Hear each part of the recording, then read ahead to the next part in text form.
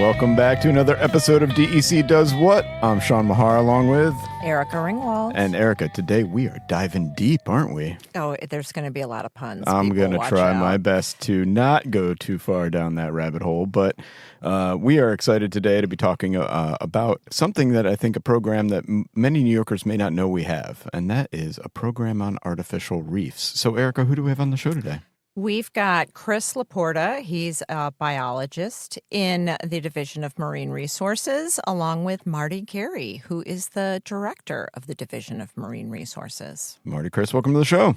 Thank you very much. Good to be here. Thanks for having us. Well, we're happy to have you. And, you know, many New Yorkers obviously think that we have an ocean and, you know, think about marine fishing and things like that. And we'll talk a little bit about the Division of Marine Resources and what you do on that. But most people, I don't think of New York as having reefs. You know, you think of the tropics, you think of, you know, the Great Barrier Reef and things like that. But we actually have a network here of artificial reefs in New York. So maybe Chris, Marty, talk to us about why we have reefs and why did we want to create this network throughout the state? Well, basically, as far as the New York Artificial Reef Program goes, it's along the lines of the National Artificial Reef Program. And basically, for marine fishery enhancement is, let me try to formulate this in a clear path in my head. Essentially, what you have is, for all intents and purposes, the ocean, if you could drain it, is pretty much, I'm going to call it a desert, meaning there's not a lot of hard structure down there. And many of the fish species and also finfish and shellfish, namely like lobsters and crabs, they are what we call structure-associated species. So they will be attracted to anything we put down there.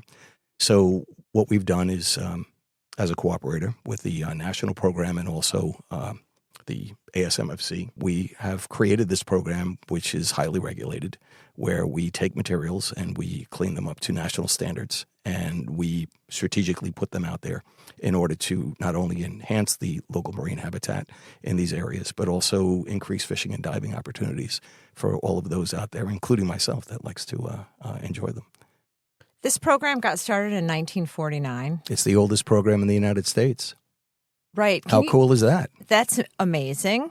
And I like it when we're first, right? It works for me. First and oldest. Yeah. As the first and oldest. Can you tell me a little bit about how the program got started back in the 40s? Basically, back then, it was pre-regulated. So it was a situation where you had local fishermen who knew that structure worked and that the areas that were flat were pretty much void or devoid of a lot of life. So back in the day, from what I've learned in my 25 years at this game, is basically what they would do, if anybody's familiar with Schaefer beer, is they would take the wooden Schaefer beer bottle boxes and halfway fill them with concrete and load them onto their boats or onto a barge and bring them out to, I believe the first one was the McAllister Grounds, which is located south of Jones Inlet, if anybody's familiar with Long Island. And they would start putting these out over time and just continue to build up. And they were creating their artificial reef in doing that. And this was before the highly regulated activity that it currently is. Mm-hmm. You know, we are required to have permits from our own agency, from DEC, marine permits, and also from the Army Corps of Engineers. And many other agencies weigh in, the Environmental Protection Agency, U.S. Coast Guard, National Marine Fisheries Service, and on and on and on. But back in the day, you had a bunch of really happy fishermen, and they had a good idea, and they acted on it. And that's, you know, when we say the program started there, that's really the genesis of it. We weren't doing it as the DEC because I don't think the DEC existed back at that time. Not until 1970. That magic date. Mm-hmm. Yes. Yeah. Burned in our brains. Always. Yes. So, Marty, why is structure important to our marine species? You know, recognizing that, you know, our bottoms are flat, as Chris said, and sandy. What does the structure do for fish, and why is it important? Yeah, a couple of things happen. You provide three-dimensional structure for refuge, for feeding, interstitial spacing, which is just a fancy term for creating a lot of surface area, a lot of complexity with the material. And when, as Chris mentioned, when you have a featureless bottom, it's a different ecology. It's just flat, it's featureless. But you put down any kind of structure, you're providing opportunity for additional organisms to come in. And then with that come fish, a host of different species. So at the end of the day, we wind up providing both ecological and economic benefits, for the citizen, for the aquatic life, and then economic benefits for our citizens that use those for fishing or spear fishing, right, Chris? Oh, absolutely, yeah. Every type, hook and line, and actually commercial fishermen, pinhookers, will actually go out and do it. And truth be told, maybe a little not known fact is this gentleman to my right over here, Mr. Gary, we first met back in, what was it? I guess it was between 06 and 09, as Marty was the head of the Maryland Artificial Reef Program. And now he is heading up the Division of Marine Resources as a big ally to the New York Artificial Reef Program. Were you trying to steal our legacy here, Marty, in your former role? I cannot steal a legacy. Chris is one of his experience is, I guess, are you currently the chair of the Artificial Reef I'm actually the co-chair. Co-chair. Right now. So yeah. Chris is one of the most experienced people in the United States with artificial reef development. And like I said, I go back a quarter century with Chris. Before I had the great privilege to come here, I met Chris. Like I said, I think actually we met right at around 2000, 2001, something around right when you started. Right. Yeah. So I felt like I at least knew a couple of people when I came up to New York, and Chris was one of them. And we have a great program and great person to lead that program. So how many artificial reef sites are there around New York? Currently, there are 16 artificial reef sites, permitted sites. I take that back. There are now 5 in the Long Island Sound, which is the estuary to the north of Long Island. There are 2 in Great South Bay, which are just north of where the Fire Island Lighthouse is in that estuary. And then there are the remainder, which would be the last 9, if my math is correct, all located in the ocean. They're strategically located near inlets or some offshore, mainly to allow people egress to them. So the inlets are where most people have their boats inside in the embayments. So going from Rockaway all the way to near the city, all the way out to Shinnecock is where we have that string of sites. And then there are 2 offshore sites. And those are deep water sites that have different ecosystems and also are much deeper and for larger material. And maybe, if all goes well, we're discussing it right now, but we would like to get something really big because New York is one of I think, possibly the only state right now whose artificial reef program does not have something approaching a Navy ship. Something that large. Yes. Challenge for all those listeners out there. It was painful to watch the USS, the America, the United States right. with New York on its stern, being towed down to Florida to be sunk. That's right. It's almost 1,000 feet long. The one that got away, huh? That's a big one. That's a real big one. Yeah. So let's talk about materials for a second. What are the types of things that we put in our artificial reef network? How do we source these materials? And are there some that are more beneficial to marine creatures than others? What's the longevity of the materials we put down there? Talk to us a little bit about that. Basically, right now, the New York program only uses clean concrete, rock, and steel. Now, concrete can be in the form of clean concrete rubble and the like. Both rock and concrete are very long-lasting. And in the past, we've used, say, wood for vessels and barges.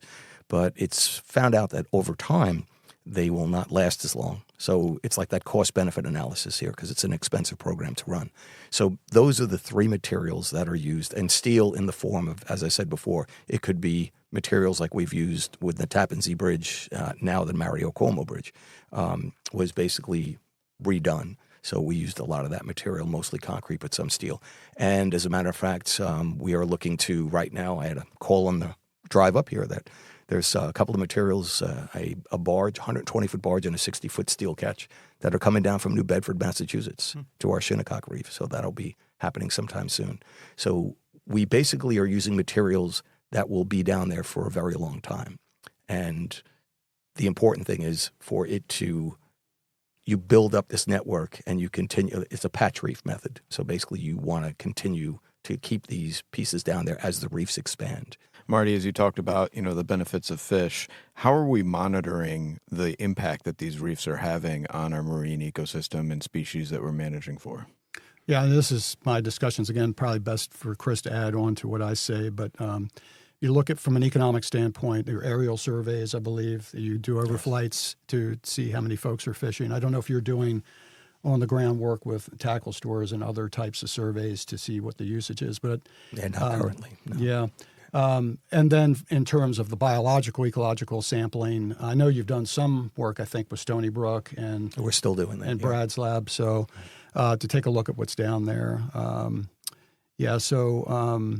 I can tell you this, every opportunity we have for outreach where we go to fishing shows, I sit there and I'm lucky to get one person come up to me. He has a line of about 20 people waiting for him to talk to him. So it's immensely popular program. The fishermen love it, and they see the direct benefit from placing the material in these locations and having an opportunity for recreation and fishing. What is the weirdest thing that we have added to an artificial reef? That's a really good question. The weirdest thing. I've been trying to add some weird things over time. No. All kidding aside, actually, one of my favorite stories was over in New Jersey. There was a marine biologist who was also an artist, and what he did was he actually created a sculpture of a horseshoe crab, and it was on, I think it was a 100-foot barge. It was beautiful, like, iron understructure. Outside was beautiful. Oh, wow. And when they finally decided to put it down, I mean, I thought that was a magnificent idea. And I still would like to try to do something like that. And unfortunately, what happened is as they were bringing it out, you don't want to just sink it as it is by flooding because of the chance it might flip. And the marine contractor, who will remain nameless, had 2 big slings on it. And we dealt with them before. And basically what happened was one sling let go and she flipped. And what a shame. But something like that, very interesting, really weird stuff. I don't know. I mean, we've put down like 20-foot diameter, I'm going to call them impellers from power plants upstate from NIPA. Beautiful, huge piece weighing tens of thousands of pounds. And they will be down there for a long time. Mm-hmm. Oh, we have used tanks, Army tanks, and armored personnel carriers. Okay. That's probably a little bit more on the fringe, let's say, besides the standard materials that we use. Yep. All right. Well, listeners, we're going to take a quick break here and then dive back in under the sea a little bit more on what you can find in our artificial reef network. But stay tuned for a little show note here. Want the latest news in air quality? Sign up for DEC Delivers to receive Airmail, DEC's monthly air quality newsletter, which includes information on air quality and other air-related issues in New York State. Sign up today by visiting dec.ny.gov and search DEC Delivers. Well, Chris, that was interesting to hear some of the more weirder things that we have under there. But how do you go out and experience these reefs? Obviously, you probably have a boat, or are there charter boats that people can rent and participate in? And sort of what are some of the experiences that you've heard from people who've gone down there and seen some of these cool things? Well, as you were saying, most people go out there in their private boats. There could be multiple people on that vessel. And as I was lucky enough to do with friends, I've both fished on the reefs for many times and also dove on them too. But there are charter boats that go out fishing, party charter boats, and there are also dive boats that will go out to bring people to all the different sites. So that's one way that people can really enjoy it. And they are very popular because, as Marty had mentioned before about the aerial reef survey, we go out one weekend and one weekday per month from May through November, and we actually fly over the sites and we take counts and of the number of boats, whether they be large like the party charters or the smaller ones. And if we can denote whether it's a dive boat or if it's a fishing trawler or something that's in the area, we'll make note of that also and take some pictures of any interesting things that we might see, including large pods of bait fish that we'll bring in, things like striped bass and bluefish and even some southern species like black drum and rays, cow-nose rays. What else do we have on there? Just magnificent amount of life. And that's up top as compared to being on the bottom. So Marty is director of the Division of Marine Resources. Do you get to go scuba diving a bunch and really see firsthand what's down there and do some site inspections? I always have in the past, and I'm looking forward to going in the future. Chris and I were driving up, and we were just talking about how, I guess, when COVID hit, they kind of put things on in dormancy. And they were getting ready to start up. We have quite a few folks on the DMR staff that are avid scuba divers. We have an instructor. We have a couple specialists that have specialty certifications. Right. And so we got a very talented and extensive group of folks that like to dive and can work with our academic partners over at Stony Brook and and get us out there. And the imagery is just amazing when you get down there. And you can quantify the diversity. There's a lot of things that can be accomplished through dive surveys. So it's fun to do, but it's also leads to good science. Do we have a DEC submarine that we take down there? Shh, that's a secret. Oh, sorry, Erica, you got to stop. And what color is it? What color is that boat? Indeed, no doubt about it.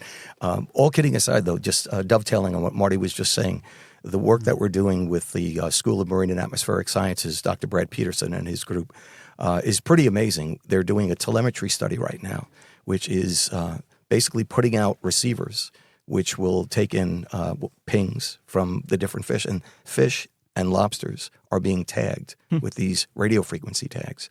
And we are actually monitoring and documenting the inter and intra movement of different species. Oh, like between the reefs Between themselves. and among. And I think one of the more interesting things from the recent data that was received is it was of, and this is the first pass, it was a cod, an Atlantic cod, which is a demersal species, something that basically lives on the bottom for the most part. Very delicious, too. Pretty fish. Had gone from Shinnecock. It was basically pinged on Shinnecock, on Fire Island, and on Rockaway. Oh, wow. That's a long distance to go. That's probably pushing close to 100 miles, 75, 100 miles. And that's one fish underwater moving from one spot to another. And not to be, I mean, we've marked pelagics also. Let's see, I think it was 15 different species of elasmobranchs, which is where sharks and rays would be, and 15 different species of bony fish, which could be the structure-associated ones like tautog or blackfish, scup or porgy, black sea bass, cunners, and what am I missing, Marty? There's other. You have fluke out on the reef? Absolutely, there's fluke out on the reef, there's striped bass out on the reef, and also lobsters and crabs. So they'll come right in, and we'll be documenting them. Well, once again, you're making us hungry, and Eric and I did not eat lunch before the show. Nope. Well, it's a good thing we brought that 10-pound lobster with us. Isn't it? Oh, Hey, there you go, listeners, right? come on Excellent. over. That's right. Yeah. So we've got some big stuff out on these reefs. This is a question in two parts. One, how do we sort of formulate a plan to move these massive materials out to the reef sites? And part two, how do you decide what goes where? Well, to answer the second part first, as I had mentioned before, we basically build on these sites in the patch reef method. So essentially what we're doing is we're leaving natural space in between all the different pieces we put down, because that's valuable resources. As a matter of fact, first time I learned, black sea bass actually will use the reefs as shelter, the structure, but they actually forage or eat off of the structure. So that in between, all those spaces are very important. So depending on the size of the site, the more area, the more pieces we can put out, the larger pieces we can put out. And there's one other restriction that we have in our permits, which is the amount of height that we can build up off the bottom. It's called navigational depth clearance, because essentially that's for shipping that goes over. And even though all the sites are marked on charts, we can only build up a certain height. So if we want to put something out big, like a very large vessel, chances are it would probably have to go offshore. So we would have that space over the top. And as far as the preparation of the materials go, there's a really strict guidelines on that. So right now I'm looking at least probably 3 different vessels up to the length of 150 feet. And it's a matter of deciding, will it be worth the time and money that it's going to cost? And it's not just the preparation, which is usually the more expensive. Then that material needs to be towed out and then deployed or sunk on the reef sites. So if I had something really large that was fairly high, like going up 40 feet, there's only about 2 sites that could actually take that. So something like I'm looking at a tugboat right now that's in Staten Island. That's 110 feet long, but she comes up 35 feet off the bottom, which is beautiful. So, and there's a lot that goes into cleaning. A barge is fairly simple. No engines, no chance of really like oil or anything like that. Wires. I mean, there's a lot that goes into preparing these materials in order to get them out there, and that's what gets costly also. So how is this not just considered ocean dumping, right? Obviously, I hear the rigor that goes into the selection of materials and cleaning and things like that, but some people I know can think of this as just, well, you're landfilling in the ocean, and that's clearly not happening. But how do you respond to that question? I think from the science that exists, say at the Atlantic States Marine Fishery Commission, Gulf States Commission, Pacific, all the states have programs. Everything that we do is founded in science, based upon those ecological benefits that you achieve when you place these materials. And as Chris mentioned, there is a National Artificial Reef Plan that everybody follows, strict monitoring protocols. I mean, we back this up. I mean, there. Don't get me wrong. There are, at least in my history in Maryland and the Chesapeake, there's been some reefs that didn't provide as the highest ecological benefits as we thought. It's not that they didn't work. They didn't work ecologically as well as we had hoped. But for the most part, when we do the proper surveys, place those reefs in the right places, the results are really, really impressive. And so the science, the monitoring all come together following the plans. And I don't know if you want to add to that, Chris, but I think this has been going on for decades. So typically we do hear some folks talk about, well, you're just putting stuff in the water. More often than not, we hear people say, are we aggregating fish, or are we attracting the fish, or is it a production mechanism? And I think it's a little bit of both going on. But, in my experience, there isn't any doubt, particularly if you dive it like we have and you see the results, or you put an ROV down, it's pretty impressive. It's usually a common misnomer from naysayers, let's say. People think that we're just using the ocean as a giant garbage can. And for the Department of Environmental Conservation, who is supposed to be protecting the environment, we are under that microscope even that much more. So we are meticulous about keeping things clean. As a matter of fact, when I was up looking at these materials that are up in New Bedford right now, the one vessel, literally, there was so much wood on it, and wood is considered a floatable, which we don't want because over time it's going to break off and float away, which is not good. They literally cut the entire superstructure off of this vessel, and then all engines are pulled out, gas tanks, everything along those lines. So we're really very meticulous about making sure everything is clean, because we know folks are out there that have been accused of dumping 55-gallon drums of oil on our sites. And it's like, no, that's not what this is about, but easy to say. So. Well, we're talking to Marty Gary and Chris LaPorta from our Division of Marine Resources about artificial reefs. We're going to take a little break, and when we come back, talk a little bit more about what else the Division of Marine Resources does to conserve our marine ecosystems. And learn about how Marty and Chris came to DEC. Getting ready to hit the trails? Before you head out on your next adventure, it's important to be prepared and make sure you have the 10 hiking essentials. Carry the following in your pack to ensure a safe and enjoyable experience for all. Navigation, such as a map or compass, insulated clothing and rain gear, a light source with extra batteries, first aid supplies, emergency kit, fire starting supplies, food, water, sun and insect protection, and an emergency shelter. To learn more, visit dec.ny.gov and search Hike Smart for more information. Well, Erica, why don't we talk about that? Why don't you lead us off with some questions about their origin stories? Sure, Marty, you can go first. You have been with us for how long now? Not quite 2 years. And All it's right. flown by. Seems so much longer. So tell us a little bit about your background and why you chose to join us in the Empire State.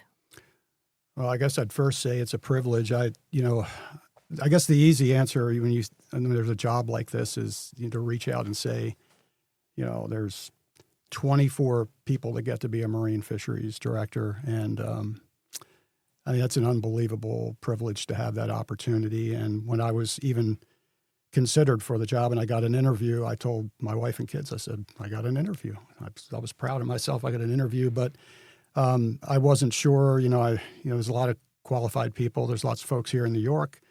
But when I finally you all offered the job, I didn't even hesitate. But it wasn't because of the prestige. I think, I've been doing this. Chris and I have been around a long time. I'm in my 39th year, 37 years in the Chesapeake, and I just felt like when you get this kind of opportunity, you have an opportunity to bring something to the table. And I really felt like I could come up here and take some of my shared experiences and apply them here. And you all have given me that opportunity, and I deeply appreciate it. And it's worked out better than I could have ever expected. I'll just finish that by saying I had a great job, 27 years at Maryland DNR. That's where I was for my first part of my career, 10 years running the Potomac River Fisheries Commission. Great job, great people supported me. There was no reason for me to leave, but when you all offered this opportunity, I didn't even hesitate. It's just such a phenomenal chance to come up and try to learn something and meet other people. And so I will just say 18, 20 months, whatever it's been later, I just kind of wake up and it's like a dream. It's been fantastic. Everybody's been great. And just really thankful for the opportunity. We're so glad you chose us. Definitely. What's been your biggest surprise since coming to New York that you didn't expect? Oh, so when the word first was released, a bunch of folks in the coastal community, and everybody knows each other in the fish people world, said, "You're going to New York?" And I'll just, without naming names, I'll say somebody from New Jersey said, "Those people are difficult up there." Yeah. That's Jersey talk. Yeah. Well, that's what I thought. I said, "What was Jersey saying that to us?" So, but I have to say, I don't know. Everywhere I've gone, I mean, there's challenging people, and the Chesapeake Bay, the crabbers they can be a little bit difficult to. Would you say they're crabby? Oh. There we go. They are crabby indeed at times, but I've been able to sit down with folks and really, everybody's just been good. They've been willing to listen. I guess I thought maybe they would think, okay, here's a guy has all his experience in the Chesapeake. What does he know about New York? But that's not been the case. Everybody's been welcoming and respectful. And so the biggest surprise is there hasn't been a surprise, I guess, would be my answer. So, Chris, what about you? You've been a long tenured staffer here at DEC. Have you always been in the Reef program, and what brought you to DEC? Actually, it was an examination that brought me to the DEC. DEC is the second marine science job that I have had in my life, and basically they're not easy to come by. After getting my degree in marine science from Southampton College, I worked in a lab for a couple of years at the Marine Sciences Research Center, which is now the School of Marine and Atmospheric Sciences, and then saw a position opening up and took the exams for it, and that was the start. And actually, I started it was 1988 in shell fisheries. Very, very interesting time. It was good. Really enjoyed getting to know the waters of New York more intimately through that job. And in 2000 or thereabouts, a position opened up, which is where I currently am. And that turned out to be my real, the one I really wanted out of all the jobs in marine science at DEC. That was really the one that spoke to me. And that was now 25 years ago. So it's hard to believe, but it's been fantastic. It's really been enjoyable. So, Marty, recognizing the sort of ecological importance that Long Island is and New York's marine ecosystem is to really the globe, right? This is a really unique spot. We talk a lot on the show about habitat being the key to conservation, and you see a lot of the land acquisition work that we do on sort of the terrestrial side. How are we approaching marine conservation, marine habitat protection, and what are some of the major initiatives that we have going on right now? So habitat is huge, as you noted, Sean, and the anthropogenic impacts are really challenging. You have this many people. I'm just astounded, when I go to work, drive around on Long Island, the number of people that are interacting with our marine habitats and trying to do what we need to do, which is to conserve, protect, and improve those habitats. So we've got an amazing team down at Kings Park that work in our habitat division. I had some experience in my time in the Chesapeake with the Chesapeake Bay program, but having a dedicated crew to work on those issues is really, really been enlightening to me. But I watch day in and day out what they do. I try to go out with them in the field when they're doing their work. So they're going out and they're looking at these areas that are going to be potentially impacted by new projects, whether it's homeowner development, or something that's occurring where in the marine environment itself that encroaches upon marshes and things like that, the intertidal, in our state jurisdictional waters. And I'm just amazed by the dedication of the folks that understand what a good, healthy marine habitat looks like, whether it's a Spartina marsh or it's a subtidal area, and what those benthic habitats look like. What are the animals that inhabit those areas? Everybody in that division, everybody in DMR period, I'm just so impressed with the generation of young folks. And that's what it is largely down there. It's folks that are probably late 20s to mid 30s, they are so well academically prepared, and then they just dive into this. They're built to run, and they just get in there and they go. And it's just awesome. I mean, I don't view myself as, we don't view ourselves as old guys, but thanks for the inclusion, Marty. Awesome, man. but That's when it. I get down there, I'm like, geez, the energy just like pulses. And so they put everything into the protection of those habitats, identifying how we can enhance and improve them and conserve them. So I'm not sure that directly answers your question, but it's it's still a learning process for me too, because again, I spent time working on habitat issues, mostly as they apply to finfish ecology and management. But having that dedicated crew there has just been it's been one of the things I didn't anticipate that, or it's been a great education for me. Well, there are no right or wrong answers on the show, Marty, and I thought that was a great answer overall. But you mentioned, getting out and about. So what are your average days like? Are you guys on boats, like taking tours of artificial reef sites? Are you monitoring fish? Are you fishing most of your time? Or what does your day look like? Oh, well, I'll go ahead and tee off. It sounds like, I guess in a lot of positions, the director's position, you have to make what you want out of it. For me, not knowing anything about the Marine District, not knowing the people, for me, I wanted to get out and see what we do, but also meet the people that are doing the work. And so I've made a point over the last year to try to get out with almost every project and what they do. And it's amazing. It just tells you how. So I've been here close to 20 months. I haven't gotten out with everybody. And I've been working really hard and trying to do that. I haven't been out with Chris yet. Well, we're gonna saving something big to sing for you, Marty. That's what we're doing. So take it from there. Yeah. No, it's true. That's one thing I love about my position in particular is because literally it can change with the weather. There is the most humdrum would be if I'm stuck in the office in front of the computer, but it's nonstop. The thing I'm looking forward to is falling asleep at my computer before I retire, which is never going to happen because there's just so much going on, whether it's phone calls coming in about new materials that are being offered, fishermen asking questions about what new materials are being put out, how can I get one of your new artificial reef guides, if it's a situation where I need to travel to another state, possibly all around New York. We've actually come up as far north as Troy to look at a vessel in order to incorporate, and even Syracuse back in the day during the previous initiative. It's just nonstop variety of, that's like the kind of the closed end to it, the inspections, and then the real payoff is when everything is properly prepared. And say if we're sinking a vessel or a barge, the Coast Guard is involved with that to make sure that everything is right because it's going to transit the Marine District. And the day of the actual deployment, each one is almost like the first for me because you've put so much time and effort into this and you want everything to go as planned. And there's a lot of planning that goes on. But when you finally get out there and the material comes out and it gets anchored up and it gets put down on the bottom and you know that everything went well through coordination, that's just a wonderful thing. And that's the beginning. Then there is the monitoring. And then on the weekends or when I'm off, I'm fishing and diving on them. Awesome. Well, folks, Marty, Chris, thanks for joining us today. We're going to let you sail away back to Long Island and get back on the water, really checking out all the great fishing that New York has to offer in the Marine District. Check out our Marine Resources headquarters at Kings Park. It's a beautiful building that we have out there, and you can interact with our awesome professional staff like Chris and Marty. So definitely check it out next time you're on Long Island.